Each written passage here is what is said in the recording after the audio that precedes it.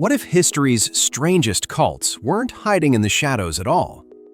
From California deserts to Japanese subways, people have chased perfect worlds and crashed hard. Some followed gurus who promised cosmic salvation.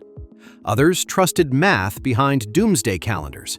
They built communes, bought towns, raised children, even started baseball teams for God. Politicians, rock stars, farmers, professors, no group was completely immune to the pull.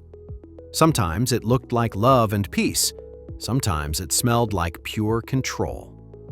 We'll visit bunkers, jungle clearings, lost islands, and spotless company towns along the way. By the end, you might start questioning what counts as normal belief. So let's step inside 39 utopias and see how they really ended. Heaven's Gate cult waiting for a UFO behind comet. 39 people in California calmly packed bags, then chose death together. They were members of Heaven's Gate, led by Marshall Applewhite near San Diego. In the late 1990s, they believed Earth was about to be recycled completely. A passing comet, Hale-Bopp, became their supposed sign of an approaching spaceship. Applewhite taught that their souls could hitch a ride aboard that invisible craft. Members shaved their heads, wore identical black outfits, and labeled their belongings carefully. They recorded farewell videos, smiling politely as they explained their cosmic graduation plan. Authorities later found matching bunk beds, purple shrouds, and a fridge full of leftovers. The strange mix of New Age beliefs and science fiction still fascinates people today. Jonestown, People's Temple, Utopia ending in tragedy in Guyana. Nearly 1,000 people died in the jungle after chasing a perfect world. They followed Jim Jones, a fiery American preacher who founded the People's Temple. After conflict with U.S. authorities, he moved his followers to Jonestown in Guyana. There, he promised racial equality, socialism, and freedom from American racism and surveillance. Life, instead, meant exhausting labor, armed guards, and loudspeakers blaring sermons all night. When a U.S. Congressman, Leo Ryan, visited in 1978, things spiraled fast. Gunmen from the settlement killed Ryan at a nearby airstrip in shocking violence. Back at Jonestown, Jones pushed his followers into a mass poisoning ritual. Images of vats, bodies, and abandoned cabins turned drinking the Kool-Aid into shorthand. Manson family desert commune and Hollywood apocalypse dreams. A handful of dropouts living on a dusty ranch managed to terrify Hollywood. In late 1960s California, Charles Manson gathered mostly young women around apocalyptic race war fantasies. They camped at Spahn Ranch outside Los Angeles, scavenging, stealing, and rehearsing bizarre rituals. Manson twisted Beatles lyrics into prophecies, claiming a coming chaos called Helter Skelter. He convinced followers they were chosen to spark this collapse with shocking murders. In 1969, members of the group invaded homes of strangers in Los Angeles. The killings of actress Sharon Tate and others stunned a nation already unsettled. Back at the ranch, the family treated weapons practice like spiritual rehearsal. The contrast between dusty hippie commune and cold-blooded violence still unsettles popular culture. Branch Davidians, Waco Doomsday Compound, and Federal Siege. A religious community outside Waco, Texas, ended in fire broadcast worldwide. The Branch Davidians followed David Koresh, a charismatic Bible teacher obsessed with apocalyptic prophecy. They lived together at a compound called Mount Carmel, storing weapons and canned food. Federal agents suspected illegal firearms and arrived in force for a large raid. A shootout erupted, killing agents and residents, and turning everything into a long standoff. The FBI surrounded the compound for weeks, using lights and loud sounds as pressure. Inside, Koresh preached that outside forces fulfilled his end times interpretation of Scripture. When tanks advanced and tear gas was used, fires broke out almost immediately. Flames, collapsing buildings, and unanswered questions turned Waco into a lasting symbol of extremism. Aum Shinrikyo, Japanese doomsday cult, behind Tokyo's subway attack. Rush hour commuters in Tokyo suddenly collapsed, gasping for air on packed trains. The attack came from Aum Shinrikyo, a Japanese doomsday cult led by Shoko Asahara. Asahara blended Buddhism, Hindu imagery, and science fiction into dark, apocalyptic teachings. He promised followers superpowers and survival when global war and earthquakes destroyed civilization. Behind the scenes, the group built secret laboratories testing homemade chemical weapons. In 1995, members released sarin nerve agent on multiple subway lines in Tokyo. The transparent plastic bags and leaking liquid looked harmless until passengers started convulsing. Hospitals overflowed with victims, and contaminated workers struggled to treat them safely. The incident exposed how far a fringe religious movement could penetrate modern urban life. Order of the Solar Temple, a cult elite, choosing fiery exit. In quiet Swiss and Canadian towns, investigators discovered cult members dead in robes. They belonged to the Order of the Solar Temple, founded by Luc Jouret and Joseph Dimambro. The group mixed Templar night fantasies, New Age mysticism, and apocalyptic prophecy. Members saw themselves as a spiritual elite preparing for a cosmic transition. In the mid-1990s, coordinated murder-suicides took place at several secluded properties. Some victims were drugged, others were shot before buildings were set on fire. Leaders framed these deaths as leaving a corrupt Earth for a higher plane. Police found secret underground chambers decorated with swords, icons, and theatrical ritual props. The contrast between suburban normalcy and hidden occult stage sets shocked bargaining communities. Rajneeshpuram. Red robes, Rolls Royces, and poisoned salad bars. Imagine a tiny Oregon town suddenly surrounded by red-robed followers and luxury cars. In the 1980s, Indian guru Bhagwan Sri Rajneesh moved thousands of disciples to rural Oregon. They built a city called Rajneeshpuram, complete with airport, discos, and meditation centers. Rajneesh collected dozens of Rolls Royces, while his secretary, Ma Anand Sheila, ran daily operations. Tensions with nearby residents and county officials escalated over zoning, water, and elections. Sheila's inner circle eventually orchestrated a bioterror attack using salmonella in restaurant salad bars. Hundreds of locals got sick, making it the largest biological attack in U.S. history. Law enforcement uncovered wiretapping, plots, and secret weapons stashes inside the utopian commune. Rajneesh was deported, and the lavish desert experiment quietly faded back into cattle land. People of God free love missionaries recruiting through flirty fishing. A missionary group promising love ended up infamous for exploitation and abuse. The Children of God, founded by David Berg in the late 1960s, spread globally. They preached a mix of end-times prophecy, communal living, and radical sexual freedom. Women were encouraged to use romantic or sexual relationships to recruit new male members.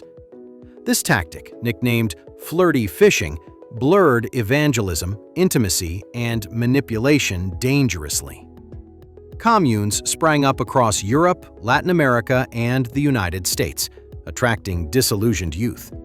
Former members later described strict control, isolation, and disturbing treatment of children. Leadership communications constantly shifted rules, claiming each new demand came directly from God. The group rebranded as The Family International, but its early practices still haunt survivors. Mooney's mass wedding utopia built by the Unification Church. Thousands of strangers marrying in stadiums became one of the century's most surreal sights.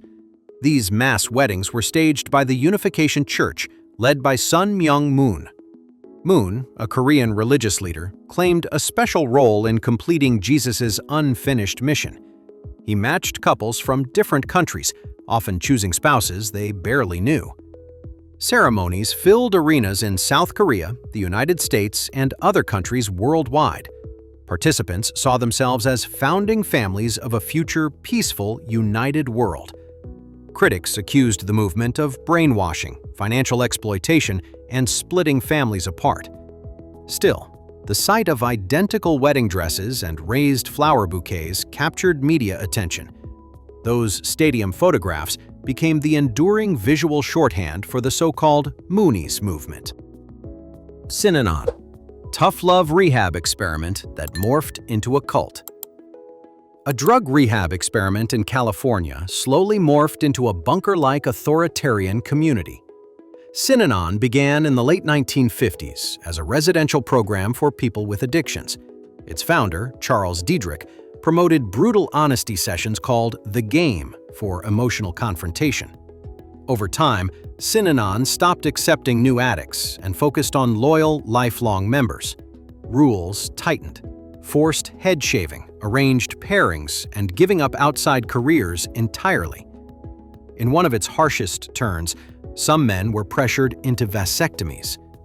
When critics spoke out, a lawyer was nearly killed after a rattlesnake attack. Investigators later found recordings of leaders discussing possible violence against perceived enemies. The story shows how a pioneering treatment idea slid into paranoia and control. Oneida Free Love Commune with shared spouses and communal parenting. In rural New York, a 19th-century community tried to redesign marriage from scratch. The Oneida community, led by John Humphrey Noyes, rejected conventional monogamous relationships. Members practiced complex marriage, where every man and woman were considered spiritually married.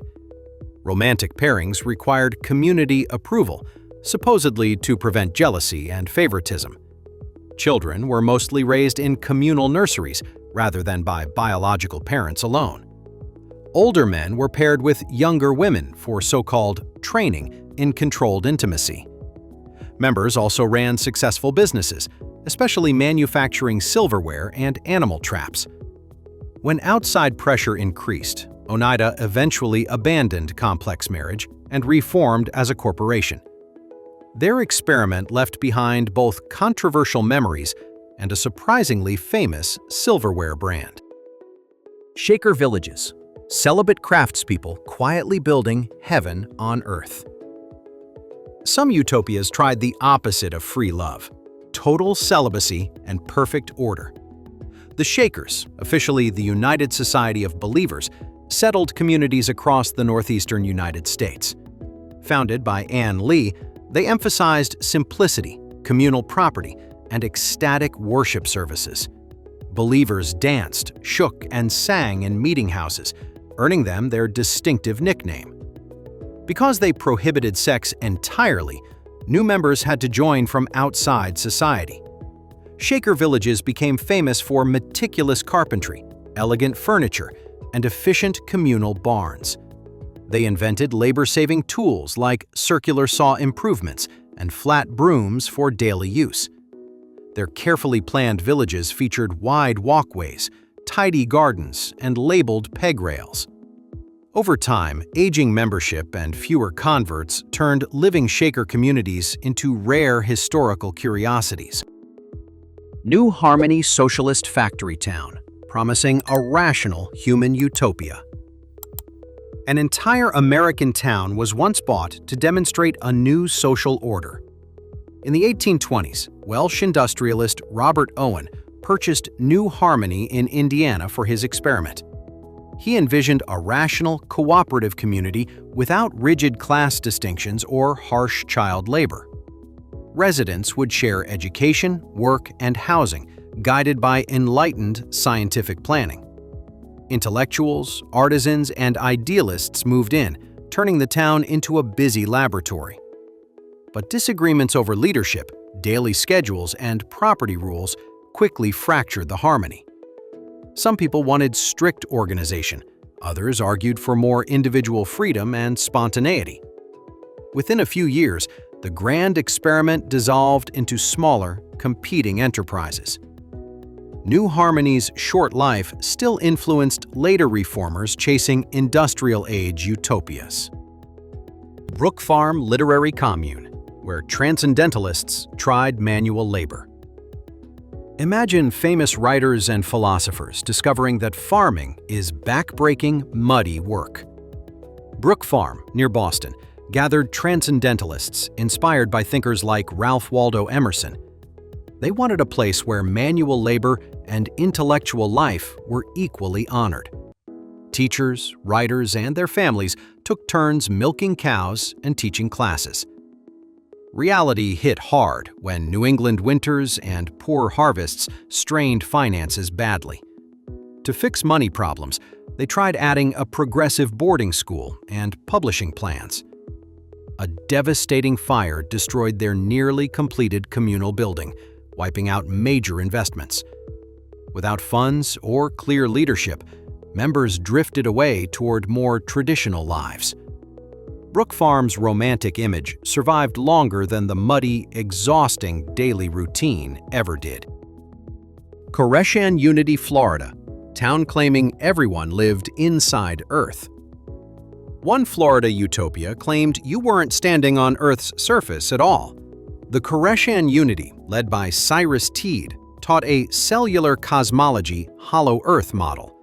Teed insisted humanity lived on the inner surface of a concave world.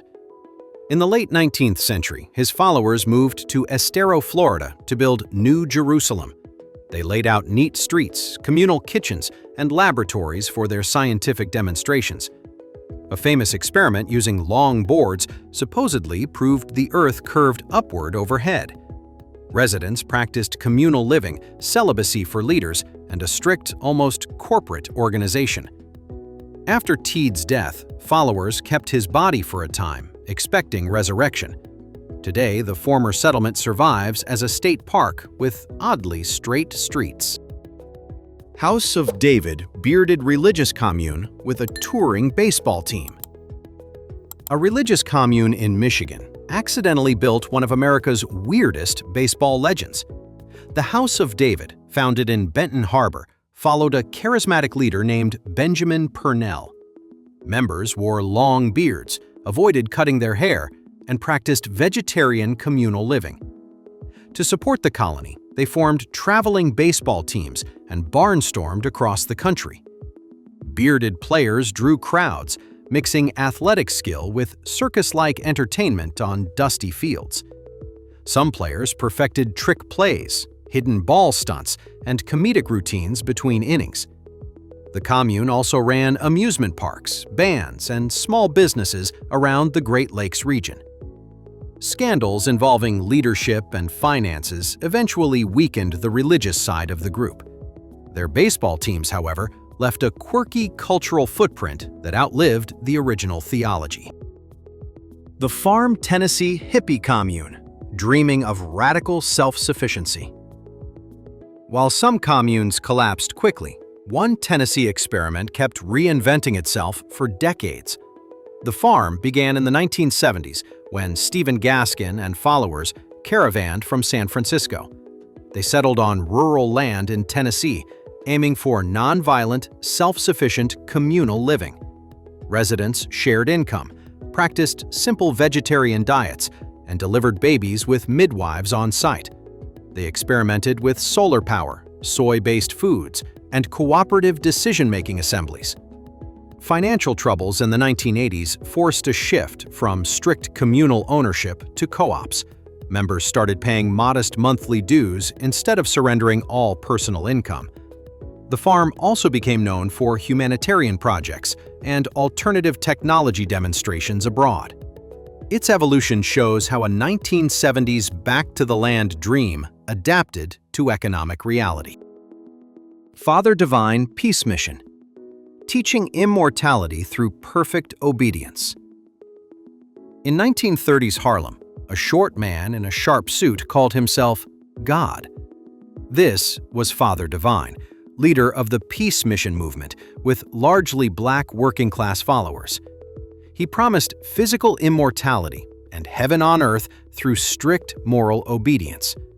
Followers lived communally, handed over earnings, and swore off alcohol, tobacco, and profanity. Mass banquets called Holy Communion feasts served free meals to thousands of people. Hotels and businesses owned by the movement enforced race-blind housing policies unusual for their time. Father Divine's marriage to a much younger white follower sparked scandal and government scrutiny. Despite raids and court cases, his movement spread to other American cities and beyond.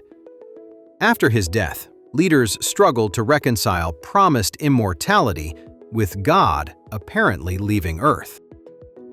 Amana colonies, German pietist communal villages surviving as tourist utopia. Some utopias quietly evolved into something closer to open-air museums with good food. The Amana colonies in Iowa were founded by German pietists fleeing persecution in Europe.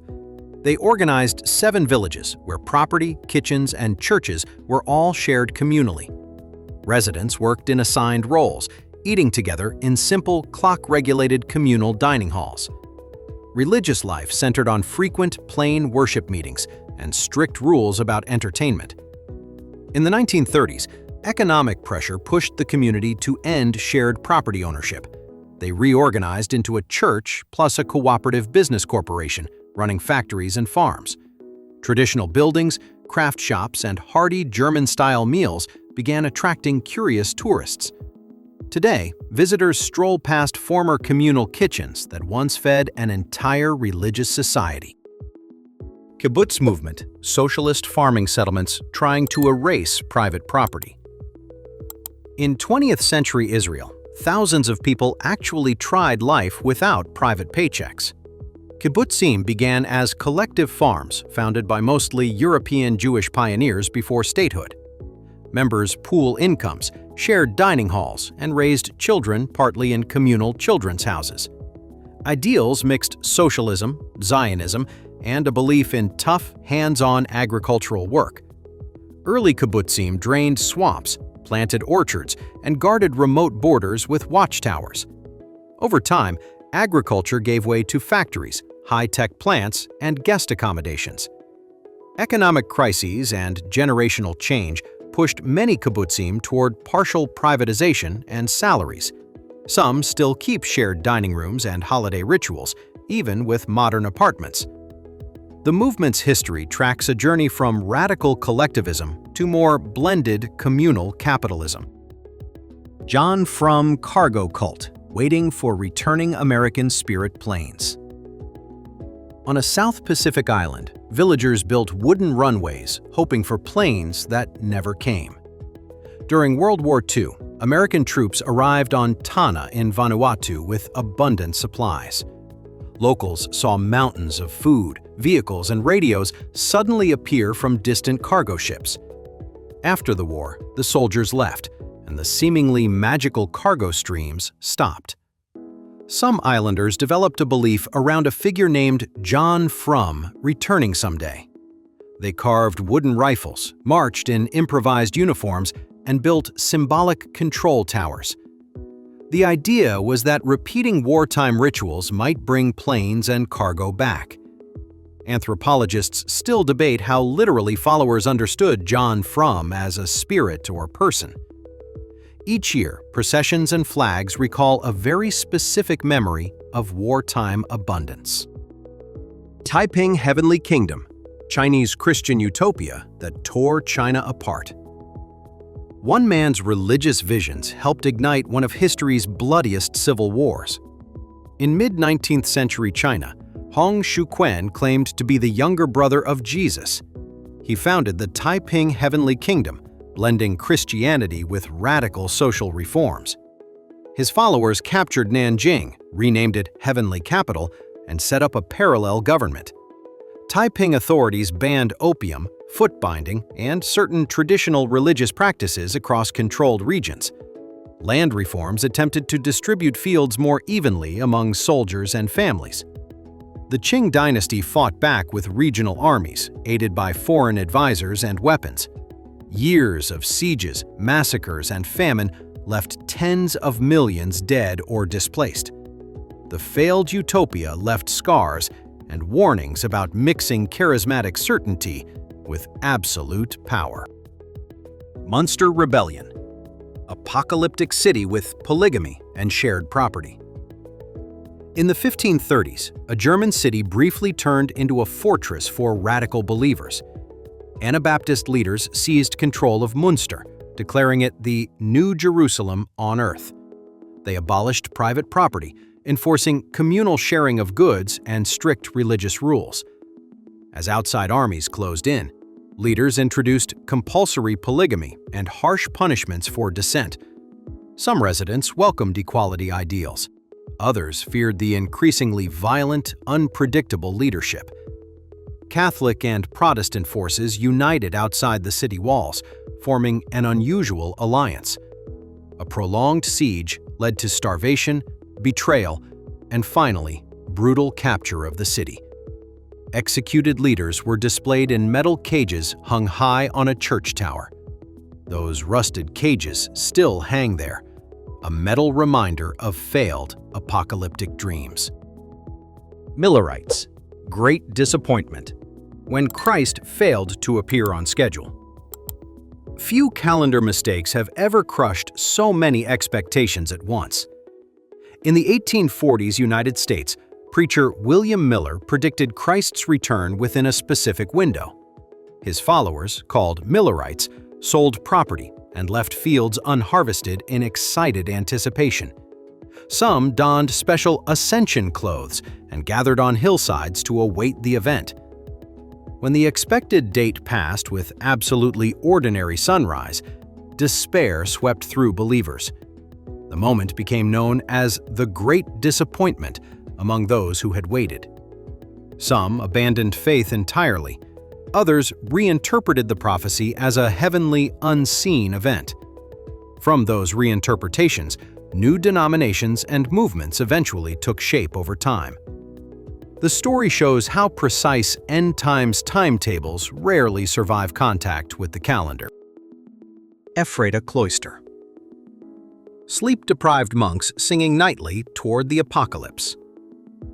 In colonial Pennsylvania, some German-speaking settlers embraced holiness through constant exhaustion. The Ephrata Cloister, founded by Conrad Beissel, combined monastic discipline with mystical Christianity. Members slept on narrow wooden benches with blocks for pillows to discourage comfort. They restricted sleep to a few hours, broken by long midnight prayer sessions. Music was central, with haunting hymns written and copied in elaborate calligraphy. Men and women lived in separate dormitory-style houses, meeting mainly for worship and work. They believed rigorous self-denial helped prepare them for Christ's imminent return. Over time, numbers dwindled, and the strictest practices softened or disappeared altogether. Today, visitors walk through creaking buildings once filled with half-awake, singing apocalyptic dreamers. Skoptsi Russian sect, preaching painful self-denial as path to purity. Some Russian believers took the idea of cutting off temptation extremely literally. The Skoptsi sect emerged in the 18th century, preaching radical bodily sacrifice for purity. They believed sexual desire was the root of sin and social corruption. Members underwent extreme, irreversible procedures to eliminate what they saw as bodily temptation. The movement attracted peasants, tradesmen, and occasionally wealthier supporters across the Russian Empire. Authorities saw them as both religious troublemakers and a demographic threat to population growth.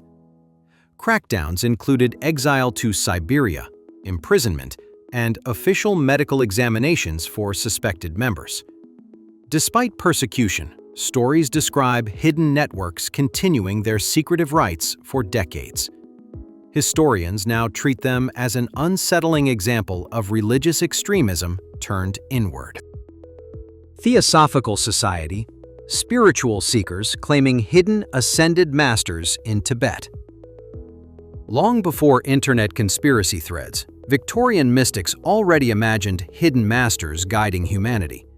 The Theosophical Society, founded by Helena Blavatsky in the late 19th century, chased ancient wisdom. Blavatsky claimed teachings from ascended masters living in remote Himalayan or Tibetan retreats. The group mixed Hindu, Buddhist, and Western occult ideas into a new esoteric blend. Members held lectures, studied comparative religion, and published dense writings on cosmic evolution. Critics accused Blavatsky of plagiarizing sources and staging fraudulent psychic phenomena. Still, the theosophical world inspired art, early New Age ideas, and alternative religious movements. Colonial-era fascination with mysterious East colored many of the group's exotic stories. Their influence lingers in countless later movements promising secret wisdom from hidden spiritual teachers. Thule Society, German occult club, dreaming of mythic Aryan homeland. In early 20th century Munich, a racist gentlemen's club mixed politics and occult fantasies.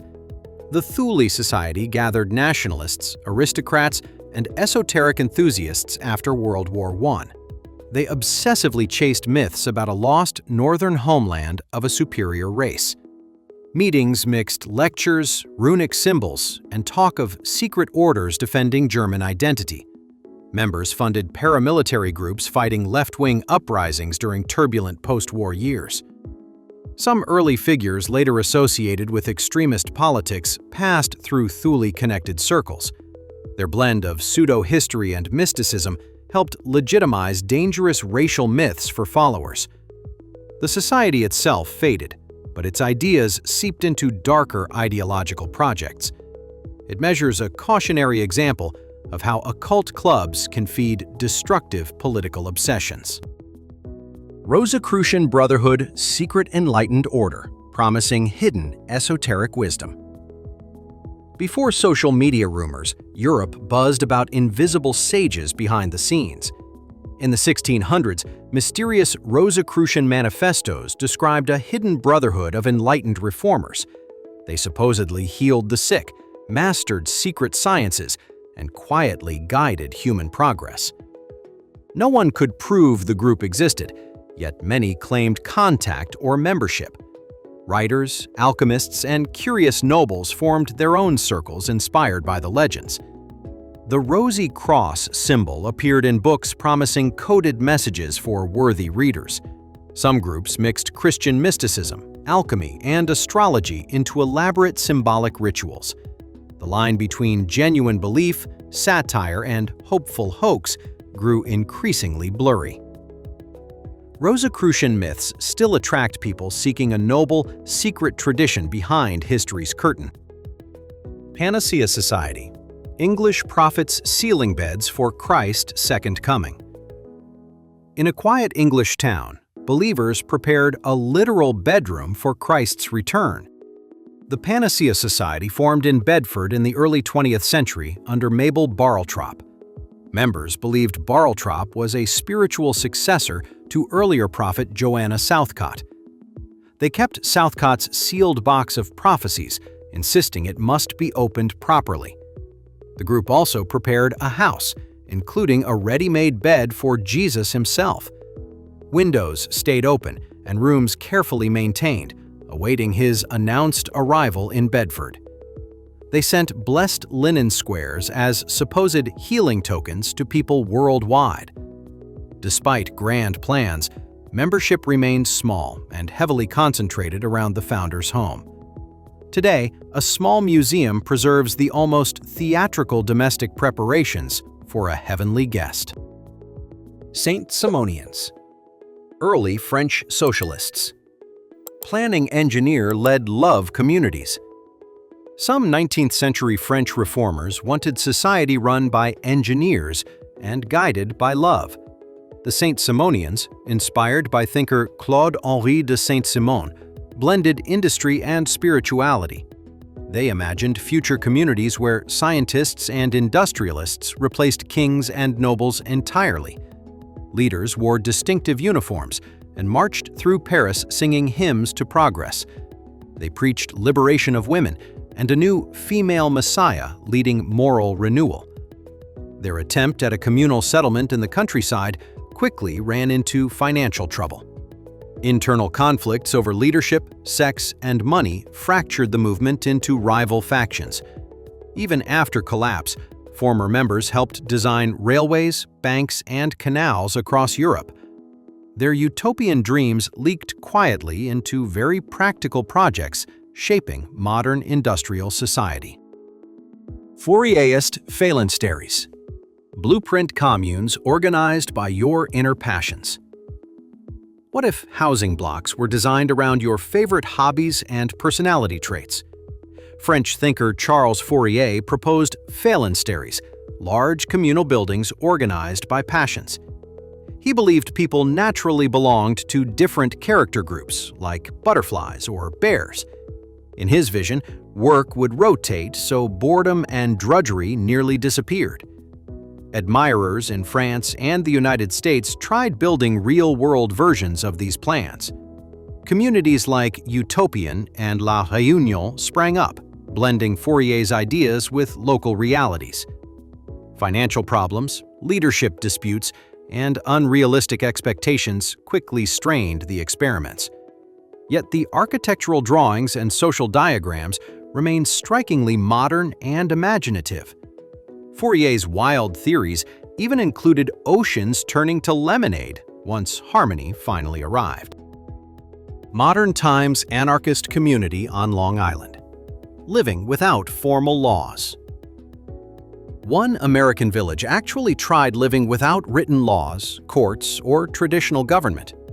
Modern Times, founded on Long Island in the 1850s by Josiah Warren, followed individualist anarchism. Land was sold at cost, and residents settled disputes through voluntary agreements. There were no jails, police, or taxes, just strong expectations of personal responsibility. People opened small businesses, printed their own newspaper, and experimented with unconventional relationships. Although some outsiders expected chaos, accounts describe mostly ordinary daily life and minor conflicts. The Civil War era and growing outside pressure eventually weakened the tiny experiment. The town renamed itself Brentwood and gradually adopted more conventional structures. Modern Times survives mainly in anarchist history as a brief, curious proof of concept. Harmonist Society, German mystics, building neat, celibate American. Company towns. A German religious group founded some of the tidiest ghost towns in American history. The Harmonist Society, led by George Rapp, migrated from Europe to Pennsylvania and Indiana. They practiced communal ownership, strict religious discipline, and celibacy among committed members.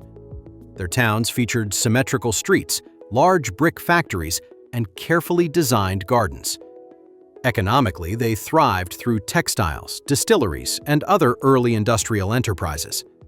When prophecy disappointments and leadership tensions rose, some members left the movement entirely. Remaining harmonists sold entire towns, including factories and houses, to outside buyers. One former settlement, New Harmony, later became Robert Owen's failed socialist experiment. The Harmonists left behind architecture and orchards that outlasted their unusual demographic choices. Harmonist Society, German mystics, building neat, celibate American company towns. A German religious group founded some of the tidiest ghost towns in American history. The Harmonist Society, led by George Rapp, migrated from Europe to Pennsylvania and Indiana. They practiced communal ownership, strict religious discipline, and celibacy among committed members. Their towns featured symmetrical streets, large brick factories, and carefully designed gardens. Economically, they thrived through textiles, distilleries, and other early industrial enterprises. When prophecy disappointments and leadership tensions rose, some members left the movement entirely. Remaining harmonists sold entire towns, including factories and houses, to outside buyers. One former settlement, New Harmony, later became Robert Owen's failed socialist experiment.